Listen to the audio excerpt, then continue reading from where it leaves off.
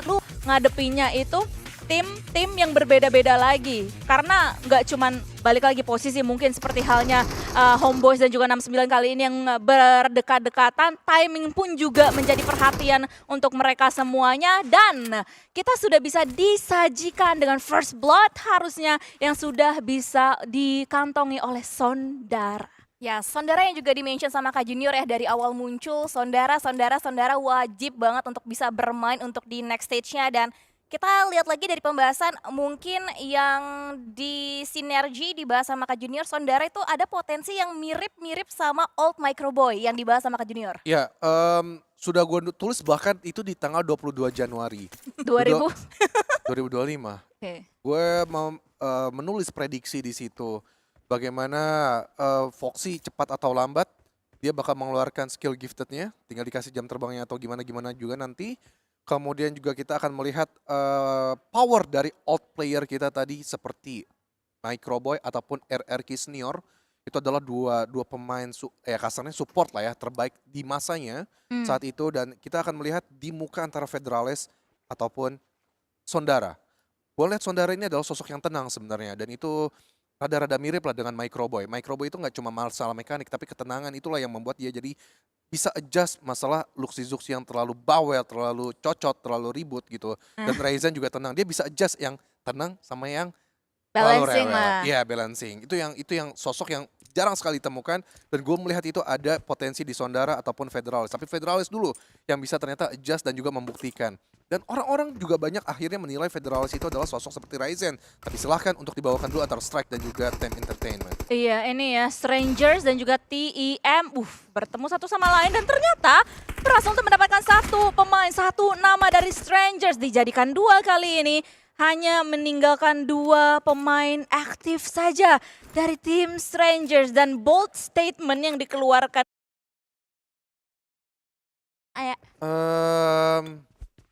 Miau. Ya dibilang salah tim, ya mungkin secara kasat mata gitu. Tapi kan kita nggak tahu di belakang siapa yang nawar dia, siapa yang mau dia, dan dia. Waduh. Ya itu kan masalah-masalah deal-dealan transfer juga kan. Iya, betul. Iya mungkin tidak cocok gaji, tidak cocok fasilitas, bisa jadi Mela, gue nggak mau di tim ini. Gue lebih milih ya udah yang siapapun gue bisa main sama siapapun. Yang penting fasilitas dan gaji buat gue oke. Ya kita nggak ada yang tahu juga gitu di belakang layarnya. Betul. Tapi ya kalau secara overall, gue pengen lihat Nuzi sama Mela sebenarnya setim lagi. Tektokan yang benar-benar maut banget lah, yang bisa mengimbangi antara Paraboy dan juga Order di situ. Nuzi dan juga Mela, dua nama yang kalau kita bahas mungkin makin kesini memang makin tidak begitu kelihatan bersinarnya untuk dua nama tersebut. Tapi kita akan melihat kembali untuk perkembangan dari tim-tim lain yang masih tersisa juga untuk di stage yang pertama.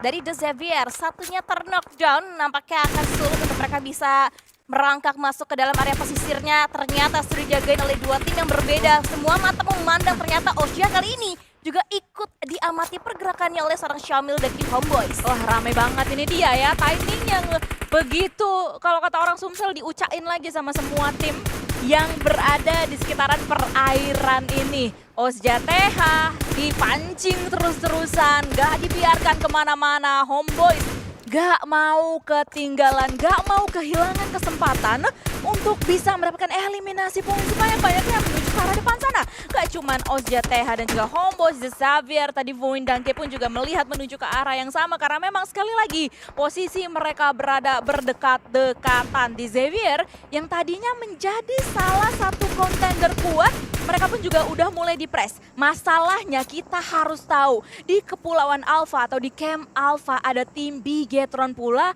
yang bisa aja nanti join menuju ke arah shenanigans yang sedang terjadi di perairan ini. Karena mereka udah fokus banget sih, udah nge-split juga bagian perbukitannya juga udah secure dengan sangat baik oleh tim Bigetron untuk mereka bisa mengawal nanti tim-tim yang mungkin terlambat masuk ke dalam area zonanya. Karena memang untuk circle-nya masih condong untuk Kepulauan Alpha, makanya nggak heran banyak tim-tim yang berbondong-bondong mereka berenang, entah lewat bagian jembatannya juga untuk mereka bisa shifting. Tapi kita akan melihat juga betapa seriusnya 69 untuk mendapatkan dua nyawa terakhir dari tim Strangers. Miao coba untuk bisa nge-pick di bagian satu area jendela kecilnya. Tapi masih bisa mengcover juga dan akan langsung di-push nampaknya oleh 3 player sekaligus. Coba untuk bisa menyerang masuk. Dan dari Tensky sudah mulai ada di satu compound yang sama bersamaan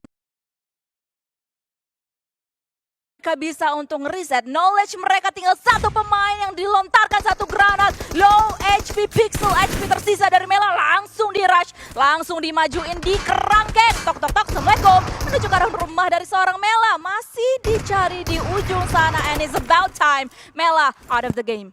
Ya, Semela dipulangkan bersama dengan timnya juga, itu dari tim Strangers. Dan tadi juga sudah ada tim yang ternyata mengganggu pergerakan dari 69, ternyata datang dari Time Entertainment kali ini memberikan damage yang masuk. Untungnya belum ada knockdown sama sekali.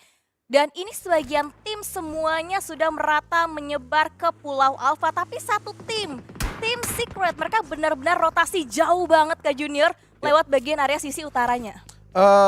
Entry sih sudah pasti membaca ya. Dimana memang ke camp Alpha, pintu dari Hatin, nyebrang dari bootcamp ataupun melewati Paradise pasti juga akan penuh. Pergerakan tailing di sini pun juga berpasrah aja, apalagi gue yakin juga kalau mereka juga masuk paksa dari area-area timur, mau menambah scrapingan juga perlahan dari sisi outer secara late game, itu pun juga akan percuma karena sudah disikat semua. Mungkin gamblingnya adalah coba masuk lagi dari pintu yang tidak terbaca lah kasar katanya oleh lawan, karena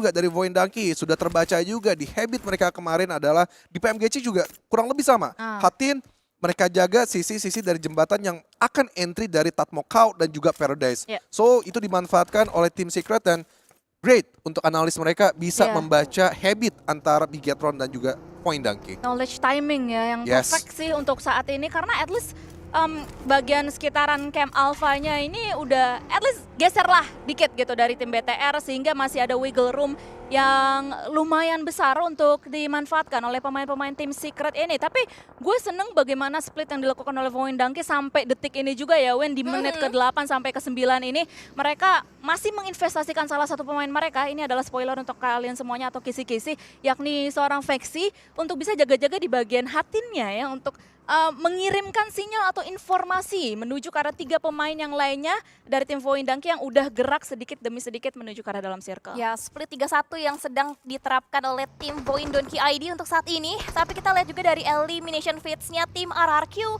sempat fight juga dengan tim Viking. Mereka berhasil bisa mendapatkan perolehan 1 poin eliminasi setidaknya untuk saat ini. Sementara waktu dari sisi lainnya kita melihat dari seorang Mikhail coba untuk bisa scouting terlebih dahulu, mendapatkan sisi yang mungkin belum begitu nyaman, belum begitu aman, mengingat mereka pun harus lebih maju sedikit lagi untuk berada di dalam area zonanya. Sementara di bagian sisi sebelah kirinya juga ada New Era, di waktu yang bersamaan juga ingin sama-sama condong mereka lebih dalam lagi ke dalam area zona, karena masih stage yang kedua.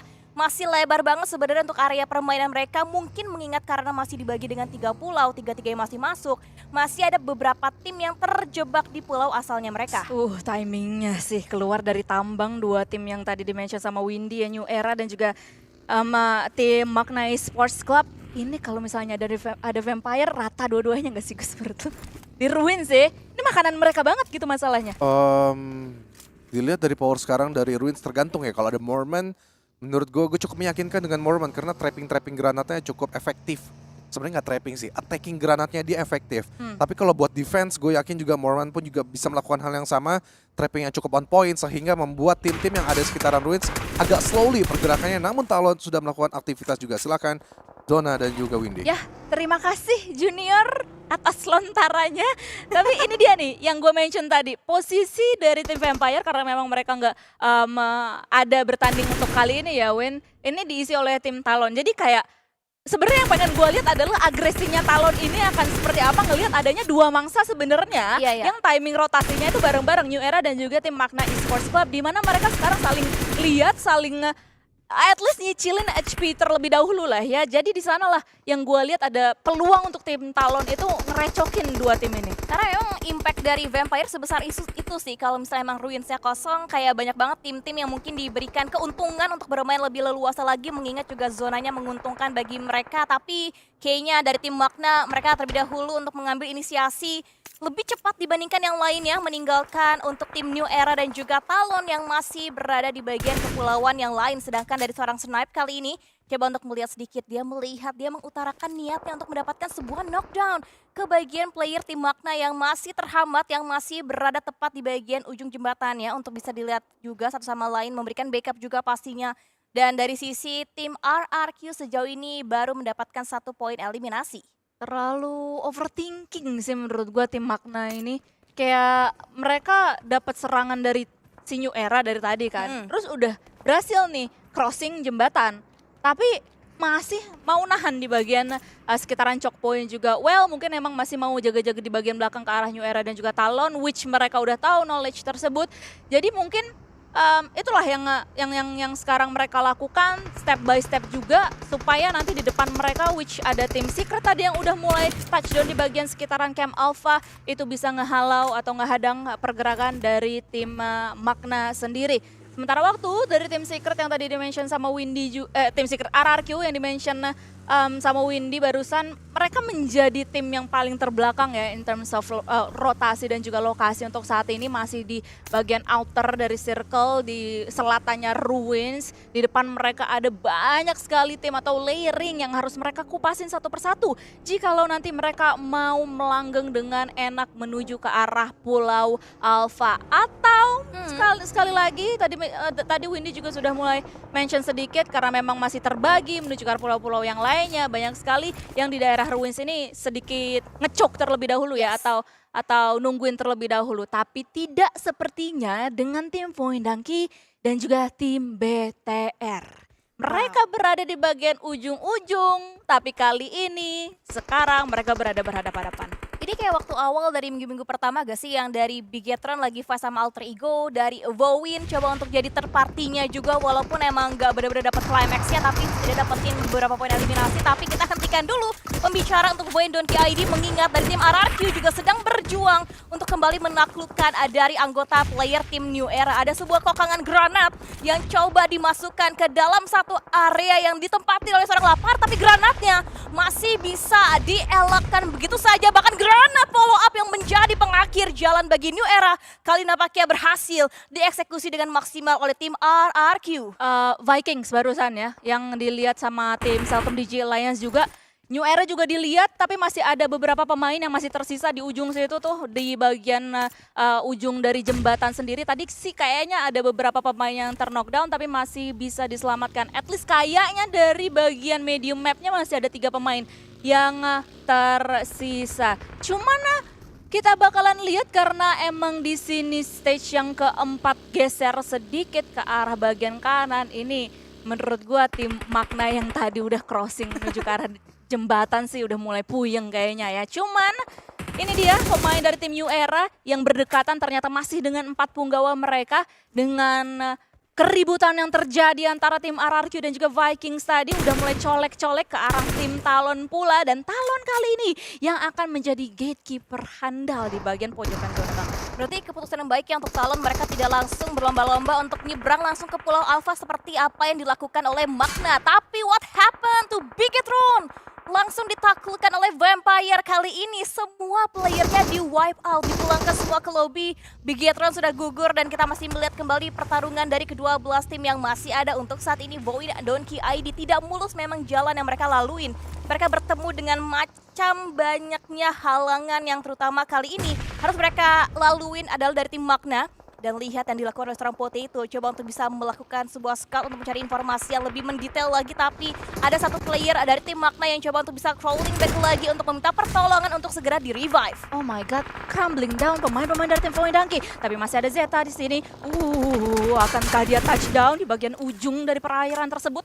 Asbi dan melihat menuju ke arah Zeta, di tracking aja sebuah vehicle yang kedengeran ada granat susulan pula yang untungnya masih belum terlalu on point, terlampau ke belakang lontaran granat tapi masih ada splash damage begitu tipis yang langsung saja menemukan satu pemain dari Voindanki. Dan kali ini face to face situation, Zeta masih berada di dalam game ini, berhasil untuk menghentaskan pemain terakhir dari tim Magna Esports Club. 2 player down bagi tim Vowin. Tinggal 2 nyawa terakhir yang masih tersisa, tapi ini sebenarnya juga membahayakan untuk posisinya dari tim Vowin. Di belakangnya juga ramai sekali tim-tim yang mengintai. Ada tim Secret juga, ada Vampire juga. Tapi sekarang nampaknya Nerpeko terkena headshot dari seorang Keluk. Dan nampaknya granatnya pun sebelum Nerpeko-nya terknockdown, ada granat follow up dari seorang Peko untuk mendapatkan sebuah knockdown yang mungkin kali ini diperlukan untuk tim RRQ. Setidaknya ada buying time lagi untuk kembali merevive posisi untuk player tim RRQ. Ya, New Era pun masih 2 pemain saja aktif. Akan coba untuk sedikit piki menuju ke arah pemain-pemain dari tim Talon, tapi masih belum dibukakan tembakannya. CMZ, dia akan coba untuk di-tracking oleh pemain dari tim RRQ, masih belum bisa untuk menemukan pemain-pemain New Era ini. Meanwhile, di tempat lain 69 versus Vampire terjadi baku hantam antara mereka berdua. Satu pemain dari tim 69 ditumbangkan dalam keadaan knockdown. Di ujung sana kalian bisa lihat, di ujung dari zona banget di bagian utara. Dan keseluruhan tim seperti tim Secret, Vampire dan juga tim 69 harus berbondong-bondong melakukan rotasi di jalur yang sangat amat tidak aman. Seperti halnya posisi dari tim RRQ dan juga New Era yang sedari tadi memang masih tidak aman. Dan New Era kali ini sudah melakukan reset, tapi ternyata Axel lah yang berhasil untuk menumbangkan satu pemain lagi dari New Era. Dan bahkan dijadikan elimination untuk tim Talon. Ini banyak yang dipertaruhkan untuk di stage yang kelima untuk mereka bisa nyaman bermain di bagian area zonanya. Di outernya banyak sekali tim-tim yang perang yang didescribe dengan sangat detail juga sama Kadona. Dan kita akan masih fokus untuk melihat perjuangan dari tim RRQ. Genfox masih ada membuka tembakan dan knockdown kembali terjadi lagi. Sherlyn berhasil bisa didapatkan sebuah eliminasinya lagi. Eliminasi ketiga kembali dikoleksi oleh tim RRQ. Tapi dengan dia membuka tembakan, membuka posisi juga untuk seorang Genfox. Dan akhirnya Jimmy yang bisa mendapatkan eksekusinya untuk seorang Genfox. Tapi lihat, Neko, what a nice shot. Berhasil bisa mendapatkan satu knockdown lagi untuk tim New Era kali ini. And dilakukan untuk menambah lagi punya poin eliminasi. Dan harusnya 5 genap sudah poin eliminasi yang didapatkan oleh tim RRQ. And here we go, kita akan melihat Nerpeko versus everybody. Apakah dia bisa untuk at least menyelamatkan placement point untuk tim RRQ? Karena pada kenyataannya Blue Zone pun juga sudah mulai ikut campur di sini. Dan dibukakan tembakannya oleh seorang CMZ. Oh tidak, ternyata dari seorang Jimmy dari Celcom DG Alliance yang melihat menuju ke arah Nerpeko. Dan RRQ hentas dari game ini disusul pula oleh tim yang lainnya yang sedari tadi emang ngechoke di bagian luar. Dan kali ini fight di bagian pinggiran ruins yang menyisakan hanya adanya tim Talon dan juga Celcom DG Alliance. Sesaat lagi kayaknya mereka akan bertemu satu sama lain karena memang posisi mereka udah ke-reveal satu sama lain sedari tadi. Jadi ini tinggal bagaimana Talon akan touchdown ke arah mana dan pula juga untuk tim Celcom DG Alliance. 4 tim tersisa di posisi mereka masing-masing. Cuman kalau dari position, udah ada congrats belum Gus? Lo mengarah ke Vampire kan maksud lo kan ke gue? Dia orang kemana aja? Enggak. CD Lions ini. CD Lions. Iya, CD Lions. Dan gue sebenarnya banyak banget ya mau gue komentarin antara Talon juga, Point Donkey juga, kemudian juga Bigetron juga. Semuanya benar-benar penuh lika-liku, ada plus minusnya untuk rotasi mereka especially, but kita harus lihat dulu finishing momen-momen akhir Windy. Betul, momen-momen akhir antara Vampire, Talon, TEM dan juga CD Alliance yang kalau kita mungkin bisa saksikan saat ini yang sedang mengalami kerugian paling besar adalah tim Talon. 2 playernya down langsung diburu dengan utility juga dan akhirnya rata tiba-tiba dipulangkan oleh tim CD Alliance. Ini tim yang dimention sama Kejunior memiliki mungkin win rate tertinggi ya untuk WWCD-nya mereka untuk di match yang pertama. Tapi let's see apakah masih bisa dibalikan lagi keadaannya oleh tim TEM yang sejauh ini masih bisa menyeimbangi dalam urusan total player yang masih tersisa untuk di top 3 kita kali. Tapi Vampire sudah semakin tergerus lagi playernya. Satu persatu dipulangkan juga dan masih ada 2 terakhir yang tersisa untuk tim Vampire. Sedangkan Olio juga nampaknya cukup meningkatkan awareness-nya dia bagian sebelah kanan. Juga nampaknya tidak luput dari perhatiannya untuk melihat dari tim TEM. Tapi ini swap dan juga nampaknya bisa menjadi posisi yang membahayakan bagi kedua tim. Baik itu TEM maupun dari tim CD Alliance. Tapi kalau kalian lihat dari bagian media mapnya sih ya udah reveal bagaimana Celcom DG Alliance yang menguasai bagian circle kita di stage terakhir ini. Dan dengan melihat adanya spirit yang dibawa oleh Celcom DG Alliance yang masih sama dengan Super Weekend kemarin, ini kayaknya memang persentase winner chicken dinner yang berada di atas sana benar adanya. Olio memantau keberadaan dua pemain dari tim Vampire yang bisa dikatakan menurut gua lumayan ngechoke, apalagi Swipe tumbang. Tony K pun juga sudah ke-reveal posisinya, dibukakan tembakannya. Vampire keluar dari game ini harusnya. Dan ini adalah urusan di endgame kita antara TEM versus Telkom DJ Alliance. Ya, dua tim yang mungkin sudah kita prediksikan karena memang mereka mengungguli dari segi jumlah playernya, tapi lihat banyak sekali red zone buatan yang dikirimkan balasannya oleh tim Telkom DJ Alliance. Tinggal satu lagi yang terakhir mungkin tersisa dan dicari. Ini 4 melawan 1, kondisi yang tidak adil dan akhirnya harusnya chicken dinner didapatkan, tapi masih belum adanya perlawanan. Dan walaupun begitu masih ada 3 lainnya dan congratulations, winner chicken dinner pembukaan masih bisa didapatkan oleh tim Telkom DJ Alliance. Ini makin susah gak sih mau taunting balik coy? Ya masih hari pertama lah ya, masih hari pertama, masih match pertama, jadi belum bisa ngambil kesimpulan